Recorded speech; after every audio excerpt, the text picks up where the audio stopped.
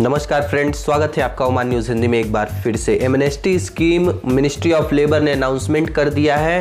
केवल 15 या 16 दिन बाकी हैं इस स्कीम को ख़त्म होने से पहले। यदि कोई व्यक्ति अभी भी रजिस्ट्रेशन नहीं कराया है, कोई वर्कर जिनके पास वैलिड वीज़ा, वैलिड पासपोर्ट या फिर वैलिड आपका वर्क परमिट नहीं है, तो प्लीज़ रजिस्टर करा लीजिए ताकि आप अपने घर जा सकें बिना किसी जुर्माने को दिए हुए।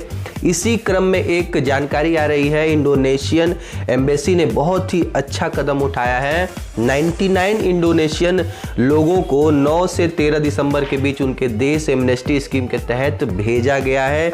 लेकिन खास बात यह है फ्रेंड्स कि इसमें 83 लोगों को फ्री में विदेश मंत्रालय के द्वारा टिकट दिया गया, इंडोनेशियन विदेश मंत्रालय के द्वारा, क्योंकि कहीं ना कहीं इस स्कीम के तहत जो लोग रजिस्ट्रेशन करा रहे हैं वो मजबूर हैं। उनके पास पैसे की प्रॉब्लम को देखते हुए 83 लोगों को फ्री ऑफ कॉस्ट इनको टिकट दिया गया है इंडोनेशियन सरकार के द्वारा। और ओमान में मौजूद जितने भी विदेश मंत्रालय हैं, वो चाहे पाकिस्तान हो, भारत हो, बांग्लादेश हो, नेपाल हो, इन लोगों को भी ऐसा कदम उठाना चाहिए, क्योंकि 15 दिन बचे हैं एमनेस्टी स्कीम खत्म होने में। और जो लोग अभी भी वेट कर रहे हैं, क्योंकि बहुत सारे ऐसे लोग हैं जिनके पास टिकट खरीदने के भी पैसे नहीं हैं, तो ऐसे लोगों के लिए मंत्रालय या फिर जो भी दूतावास है अलग अलग देशों के, उनको भी इंडोनेशियन सरकार से कुछ सीख लेनी चाहिए, ताकि जो लोग वाकई में फंसे हैं, अपने फैमिली से दूर हैं, उनकी मदद की जा सके। उनको फ्री में टिकट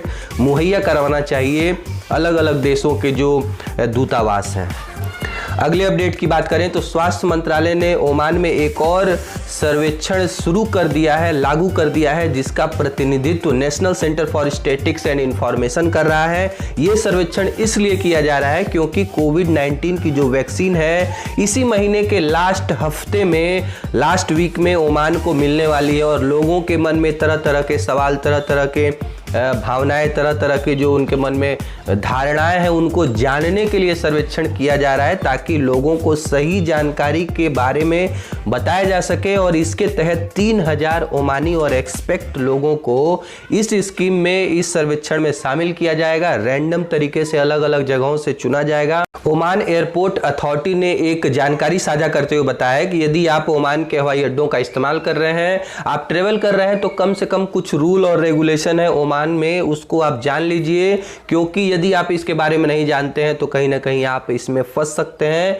आपको जुर्माना देना पड़ सकता है। सबसे पहला रूल ये है कि यदि आप ओमान के किसी भी हवाई अड्डे का सफर कर रहे हैं, तो आपको यदि बुखार है, सर्दी जुकाम खांसी है, तो यात्रा करने से बच जाइए, क्योंकि जैसे ही आपका टेम्परेचर ज्यादा होगा उसी समय आपका कोविड-19 टेस्ट करवा दिया जाएगा। ऐसा रूल है ओमान के एयरपोर्टों पर। और यात्रियों को अपने चेहरे पे एवरी टाइम फेस मास्क लगा के रखना है, और फेस मास्क तो लगाना ही है। हर 4 घंटे में जो फेस मास्क को बदलना भी है, तो पर्याप्त मात्रा में फेस मास्क लेके चलिए कि 4-4 घंटे में आप अपने फेस मास्क को चेंज कर सकें। एयरपोर्ट के अंदर किसी भी कंडीशन में आपको 1.5 मीटर का सोशल डिस्टेंसिंग रखना ही है। और यदि आप ओमान आ रहे हैं तो आपको PCR टेस्ट ले करके नहीं आना है।